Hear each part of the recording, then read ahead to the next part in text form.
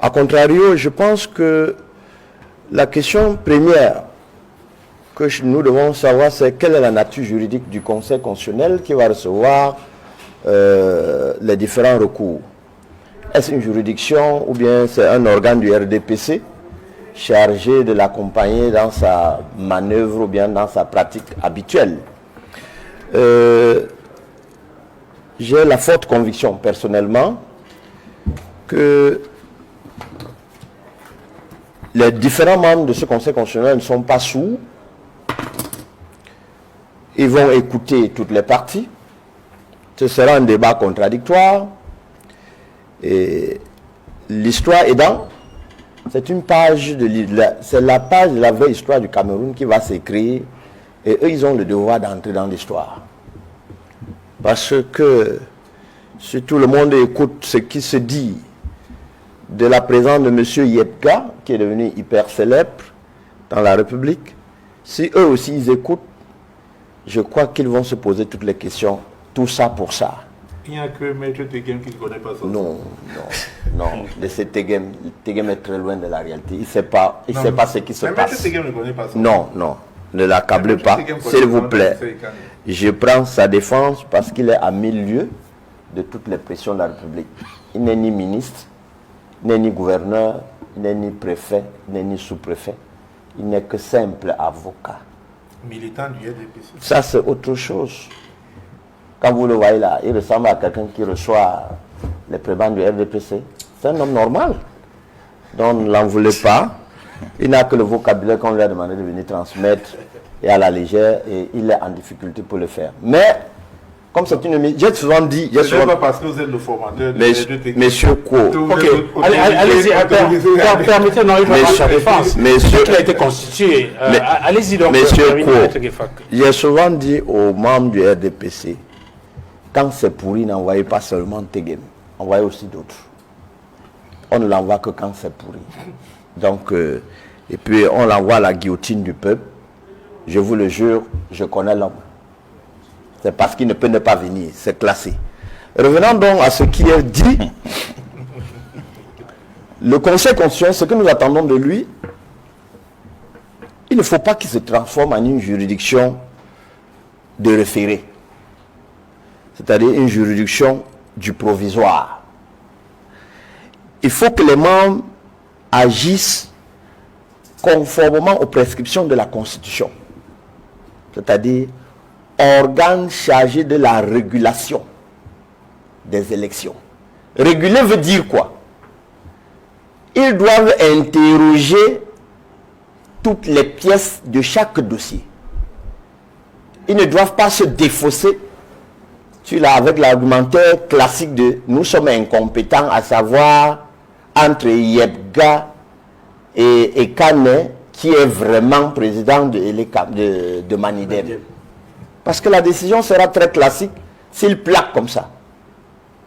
Là, ils auront joué leur vrai rôle de la création initiale du Conseil constitutionnel qui voudrait que ce soit un organe politique. Or, all eyes on them, ils doivent savoir que le peuple les regarde. Ce qu'on redoute, ça viendra du Conseil constitutionnel. Ce que tout le monde redoute, ça viendra du Conseil constitutionnel. Ça ne viendra pas de M. Atanganji, ça ne viendra pas de M. Anissé Kane, ça viendra du Conseil constitutionnel. Pour un débat public, tu dois être public, et la justice qui sortira de là, il faut que tout le monde ait le sentiment que la justice a été dite. Si on est froissé dans un habillage qui ne tient pas, qui n'a pas sa place, je donne un exemple. Le 2 juin 2018, M. Yebga, 2 mai 2018, M. Yebga saisit le tribunal de première instance de Douala Boranjo en référé d'heure à heure pour suspendre le congrès convoqué par M. Anissé Kane, le président d'alors qui occupait le banc du président de première instance de Douala Boranjo, M. Ilanga Emmanuel. Il dit à M. Yebga Je ne peux pas. Je ne peux pas. La décision est là. C'est ce qui permet à M. Ekane d'organiser le congrès. La quatrième résolution de ce congrès radie presque 6 personnes, exclut presque 6 personnes du Manidem. Je dis bien la quatrième résolution. C'est un acte qui est là. Ils sont radiés. Vous avez la décision qui n'est pas attaquée. Vous avez la résolution de radiation qui n'est pas attaquée. Ces actes sont portés à la connaissance du gouverneur, lequel gouverneur transmet au MINAT. Lequel MINAT prend acte. Lequel MINAT, il prend les actes de juin et de juillet. Pour dire qu'à compter d'aujourd'hui, celui qui travaille, celui qui représente partout et toujours le Manidem s'appelle Anissé Ekane. La première condition que nous devons voir, Mondo Vision, il faut que M. Yebga prouve qu'il est d'abord un membre du Manidem après sa décision de radiation. Il faut qu'il prouve. Ça, c'est la première chose. Il ne faut pas qu'on crée. Tout à l'heure, quand j'empruntais les escaliers, j'ai suivi un professeur sur une chaîne concurrente dit que à la veille du dépôt de sa candidature, M. Yebga a convoqué un comité. Il était dubitatif sur la nature du comité qui a été convoqué pour lui donner onction ex-qualité du président du Manidem. Je ne cache pas, c'est une chaîne que tout le monde suit. Vision 4. J'ai suivi le professeur, le sociologue, le dire. Comme je courais, j'ai dit scandale. Et c'est avec ça qu'on a validé la candidature de ce monsieur. Non, elle n'a pas été validée. Mais il est en train de créer, il est en train de valider ce pourquoi il a été appelé aux affaires. Yebga est dans la carte qui lui a été assignée. Vous demandez mon sentiment? Mon sentiment en tant qu'avocat, le conseil électoral a fait ce qu'il devait faire en vertu de la loi. La seule chose, c'est qu'il a triché en refusant d'écarter aussi la candidature du RDPC, en refusant d'écarter aussi la candidature de l'univers. La loi dit que quand il y a 2 dossiers, il n'a pas qualité pour ouvrir et voir le dossier qui est bon. La loi dit que quand il y a 2 dossiers, et l'ECAM n'a pas le pouvoir d'ouvrir pour voir le dossier qui est bon. Il rejette les 2. Celui qui va examiner le bon du mauvais, il s'appelle le Conseil constitutionnel. Dans le dossier du RDPC, l'ECAM s'est substitué au Conseil constitutionnel. Dans le dossier de l'univers, il s'est substitué au Conseil constitutionnel. Ce qu'il a rejeté là, il a appliqué, c'est-à-dire il est resté dans le champ de ses pouvoirs. Je suis avocat et je ne suis que avocat. Il est resté, il faut le dire au public, il est allé au-delà de ses pouvoirs en validant la position du RDPC, en validant la position du parti univers. Ce n'était pas normal, ça échappe à sa compétence. Ça échappe à sa compétence. Alors, maître... C'est où je dis qu'il y a eu des éléments personnels ou bien des pressions pour dire non, n'attends pas. Maintenant, on ira au débat. Et que le Conseil constitutionnel ne fasse pas comme l'ECAM en disant j'abandonne mes pouvoirs, je me concentre sur la légèreté. En disant il y a 2 candidats. Non. Ce qui est attendu de l'ECAM, du Conseil constitutionnel, c'est qu'ils prennent chaque dossier, vérifient la légalité et la régularité de chaque pièce. J'ai suivi tout à l'heure mon distingué confrère lever un problème sérieux.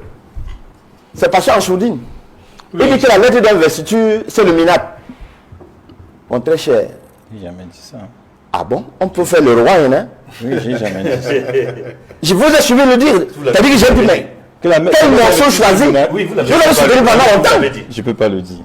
Vous l'avez soutenu pendant longtemps. J'ai dit, mais qu'est-ce qu'on organise pour leur dire de venir dire? La lettre d'investiture, j'ai monté le dossier pour les candidats. La lettre d'investiture, c'est le représentant légal du parti. Oui. C'est le représentant légal du parti. Article 121, article 122. Un exemple patent.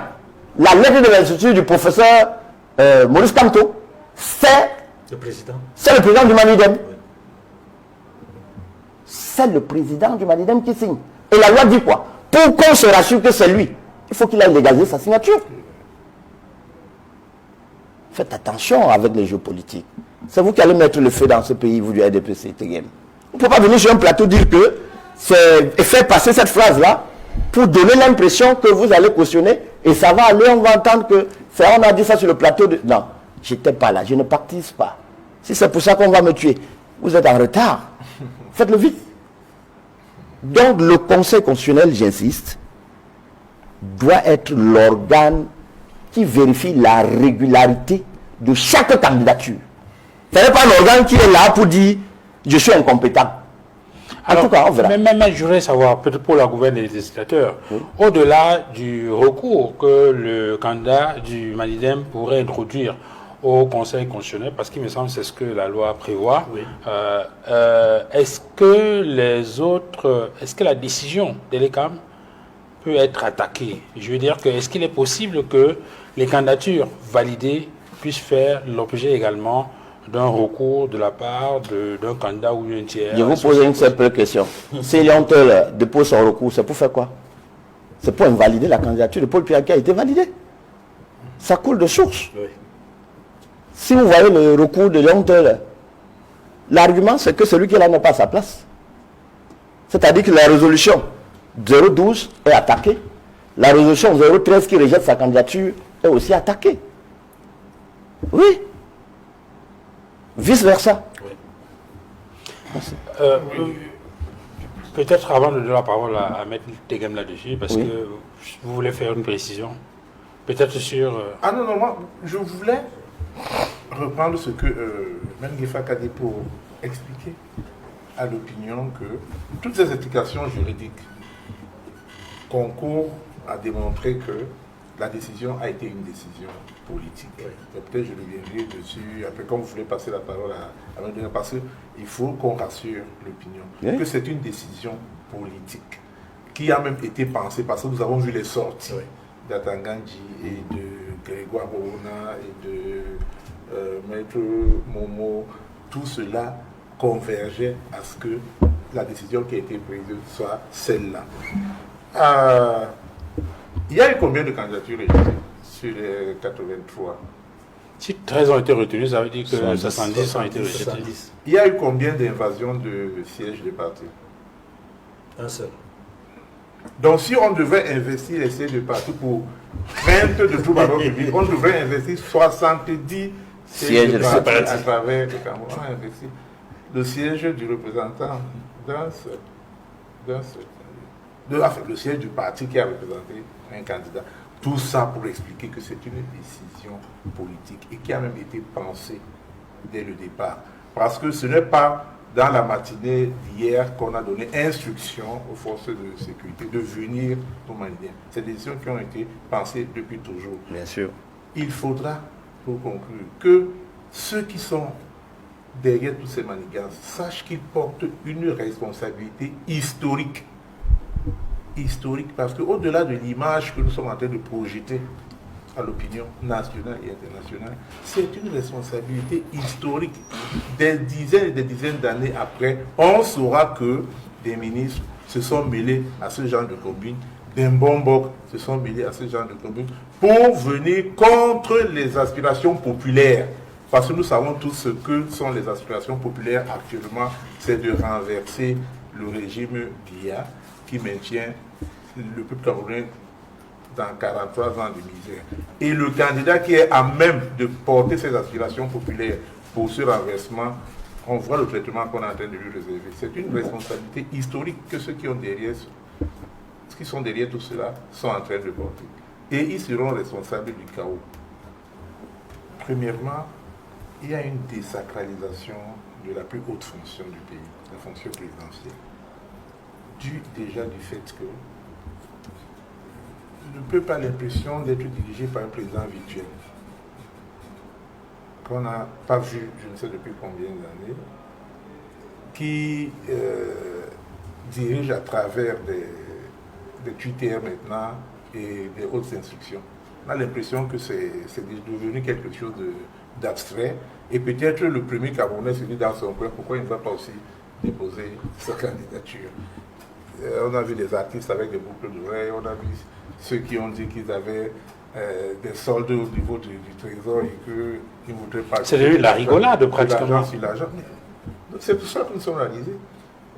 Autre responsabilité du régime, c'est qu'il a suscité beaucoup de candidatures. C'est pour ça qu'elle se multiplie. Donc, pour les deux cas évoqués, c'est le régime qui est responsable de cette multiplicité de candidatures. Et donc, combien quelle lecture que vous en faites? C'est on va dire ça, c'est du dynamisme démocratique au Cameroun. Oui, je vais d'abord dire un dernier mot sur M. Dieudonné Edgar.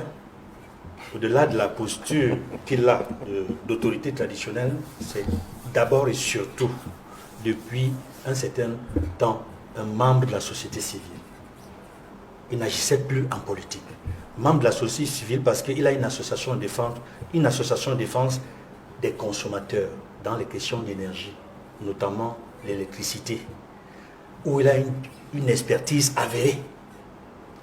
Donc il n'intervenait vraiment plus en politique, soit comme autorité traditionnelle, soit comme membre de la société civile. Je le dis et j'insiste là-dessus pour dire que je m'interroge beaucoup sur sa dernière posture, qui est inquiétante et qui jette, j'allais dire, une image négative sur sa réputation et sur l'image qu'on aurait pu garder de lui pour l'histoire. Maintenant, je réponds à la question pour dire que je vois deux raisons possibles de la 80aine de candidatures, 84 candidatures pratiquement, y compris des candidatures que je qualifie de farfelues. Si je m'en tiens aux réactions de certains candidats que nous avons vus, n'est-ce pas, déposer et puis réagir face aux questions des journalistes, je pense que il peut avoir, la première raison peut être peut-être la soif de changement. C'est-à-dire que tout le monde veut que les choses changent. Parce qu'il n'y a pas d'eau potable, il n'y a pas d'électricité, il n'y a pas de route. À l'hôpital, on y va pour mourir. Alors tout le monde se dit, moi aussi, je veux que tout ça change, alors je peux être candidat. Et l'autre côté, c'est la désacralisation, comme je l'ai entendu tout à l'heure, mais davantage la banalisation de la fonction présidentielle. La fonction présidentielle a été banalisée parce qu'on a un président de la République, chef d'État, qui depuis le début du mandat finissant, on ne l'a pas vu sortir de Yaoundé pour aller dans une région parler, s'adresser aux Camerounais. Je dis depuis l'élection présidentielle de 2018, où il est allé à Maroua faire un discours de 7 minutes, il n'est pas allé dans une autre région du Cameroun s'adresser aux Camerounais. Et puis, on l'a vu seulement, et on l'a vu rarement. On l'a vu rarement, c'est-à-dire que physiquement, on l'a vu rarement. Si ce n'est le dernier 20 mai, on l'a vu, et les soirées de gala à la présidence de la République, on ne le voit plus. Alors, il est inexistant. Non, il est peut-être invisible. Enfin, invisible. On le voit inaccessible. Mais pas inexistant. Vous utilisez l'expression de Issa Chiroma qui a démissionné, il est inaccessible. D'accord. Alors, Maître Augustin Ngefak, comment on peut comprendre ça? Beaucoup de candidatures, c'est inédit quand même. Hein. Même aux premières heures du multipartisme, c'était pas ça. Oui, je vais reprendre un argumentaire que j'ai développé sur le tableau, le plateau derrière nous, et ça m'a valu ce que ça m'a valu. J'ai dit simplement qu'il s'agit de la tragédie du pouvoir. Ceux qui imitent, c'est parce qu'ils pensent qu'ils peuvent mieux faire que ceux qui sont là. Est-ce que vous pouvez empêcher à votre enfant de vous porter un seau d'eau, alors que vous savez bien qu'à cette heure-là, vous avez besoin de ce seau d'eau? Il court. C'est quand il essaye, ça le dépasse, que vous lui délaissez. Alors, la seule chose, c'est que le constat, tout a déjà été dit. Le RBC n'a pas honte, il n'aura jamais honte. Et il se bat pour que tout le Cameroun voit de cette heure la vie, une vie sans honte. C'est pourquoi j'ai suivi tout à l'heure un discours un débat très houleux sur la morale en politique ici. Moi, je ne parlerai pas de moi, je parlerai plutôt de la vertu politique. Il manque à ceux qui nous gouvernent totalement de vertu politique. Ils n'ont pas un regard humain. C'est des matérialistes, c'est des pouvoiristes. Et ils pensent que par tous les moyens, il faut sauvegarder le beefsteak, pour parler à la camerounaise. Et ça doit changer.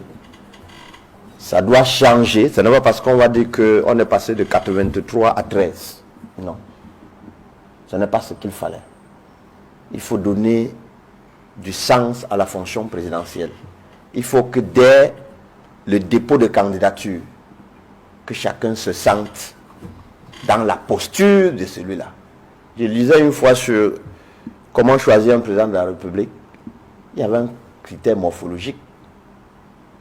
Un critère morphologique. Il manque cela au Cameroun. Chacun doit avoir un miroir dans sa chambre. Qu'il se regarde, qu'il regarde le peuple et qu'il dise « je peux ».